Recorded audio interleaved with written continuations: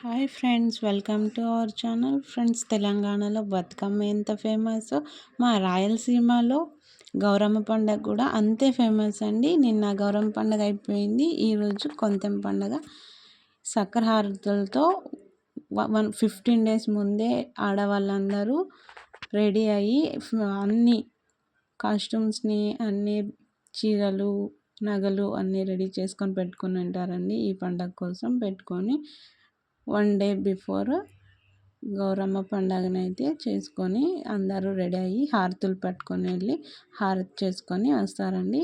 ఈరోజు కొంతమ్మ పండుగ అండి.